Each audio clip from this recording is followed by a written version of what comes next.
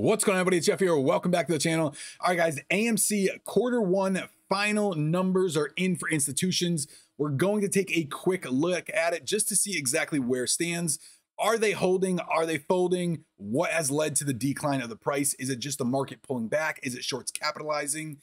And I also want to talk about margin because margin calls are looming once again as SPY is getting ready to test its recent low of 385.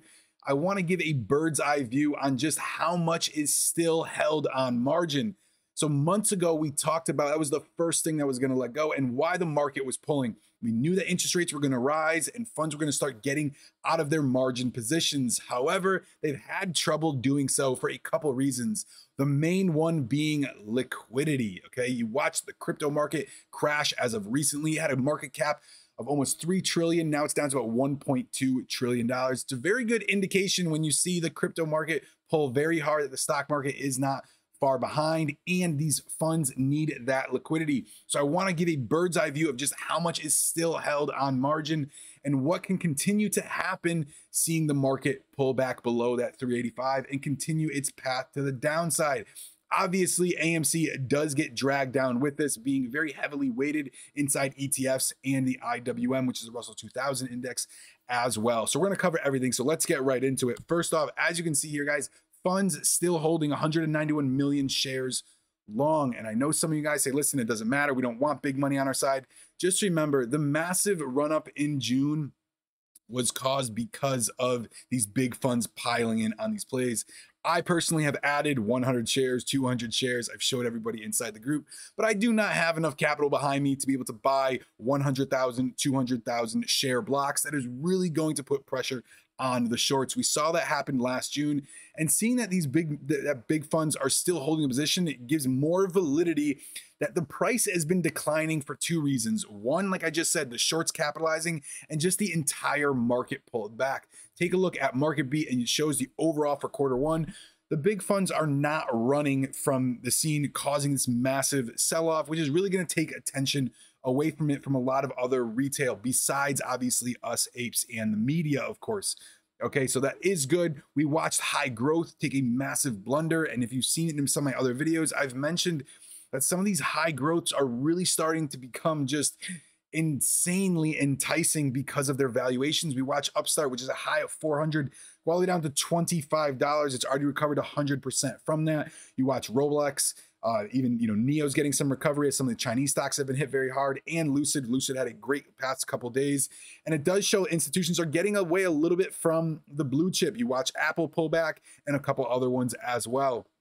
So just keep that in mind going forward. If you are thinking to yourself, these big funds are going to sell out quicker or they're going to loan their shares, just remember, listen, I know some of these brokers say that you can click off their share lending and so forth. They're going to do that whether they want to, whether you want them to or not. It's going to be able to get lend out. And you also have these specialty brokers such as Cobra, okay, and Centerpoint that are just going to be able to charge these shorts to be able to continue to capitalize on their position. That's going to happen regardless. Now let's talk about margin because this is a chart that came out just the other day that shows the yearly change when it comes to dollars of the margin debt. All right, and there is some argument to the charts here, and a couple people say, hey, listen, we're getting back to that bottom. All right, there are some other stats out there that saying the market could be into that oversold territory. We're getting to a bit of a bottom. The price, you've heard me mention PE ratios are getting to a very, very comfortable state to where, listen, things are going to just be very enticing of a good valuation basically going forward. Okay, however, here's where the change happens. When you look at all of these pullbacks, they're pretty much 1-to-1. Okay, we watched the 2000, it was up about 125. Pull back about 125, up about just over 150 to 160, same thing. All right, and you watch that continue to happen. You watch 2020 when it got rough, and even 18. This is a perfect example when they raised interest rates in 18, about 100 and change. Okay, on margin, same pullback, right? We were all up at 350 billion, and we've only really given back about 50 to 60 billion dollars when it comes to the change in margin, meaning there's a lot still held on margin. You've watched funds go down recently. Melvin Capital has been a story that's been going on for quite some time. You watch a Tiger Fund as well having issues. And there are multiple other ones that are struggling. They're really looking to shift and position Okay, some of their portfolios, you're looking at bonds and treasuries, which really are not enticing as of right now either. Okay, so as the market continues to be pulled down, you're really getting this adverse effect to where some of the shorts are going to be under pressure, as well as these funds that have long positions. But then which is positive, obviously, for AMC, anybody that's under that short pressure.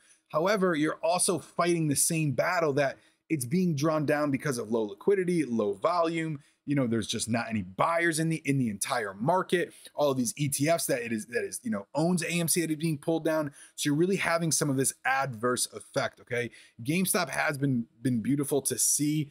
All right, I know I don't talk about it that much. It's because it's held that support so much higher, okay, than what it was obviously pre, January of 2021, and it's still held up very, very highly, having a high short percentage as well. Shows that buyers are ready to step in and defend that certain area, okay, and it will get hit, like I said, if that margin, calls continue to happen, which expect when SPY breaks down, it's only, a relevancy. You've heard me mention, some of these pumps that they're just relief rallies, and it really is to try to suck as much liquidity as they can because they're having issues.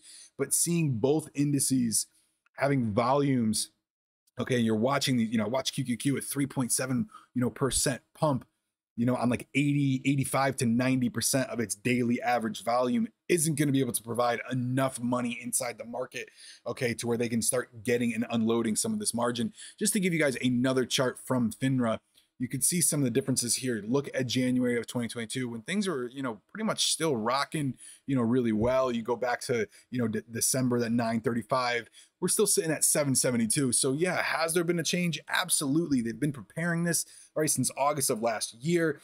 I even said, when I started to trim some of my long portfolios that I've had for quite some time, and I really went heavy on after, the COVID dip, like it's only a matter of time. They're raising interest rates. They're really pulling the plug on, the quantitative easing.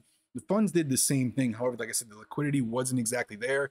And I'm sure some of them, like I said, they just over leveraged themselves and maybe really didn't, kind of probably believe Jerome Powell a little bit too much. So when it comes to margin, like I said, expect that continue to happen. Here is the SPY. I'll zoom this up a little bit. 385.15 is a low. It's really continued to make lower lows as we move down this chopping block. We did have a little bit of that spike up to 460 at the end of March, after that FOMC meeting, and I thought it brought a nice rally. But as you can see here, guys, looking back to it, look at the volume. You really have declining volume on a massive pump. And like I said, that's really just to be able to provide liquidity, and it really didn't do even that good of a job. All right, if you are looking to continue to get long into your positions, guys, dollar cost averaging into everything is going to be your best bet, especially with some of these that are getting down to a really good valuation. They're good solid companies, giving great outlook for the future. Okay, but anyways, that is it for this video. I really want to talk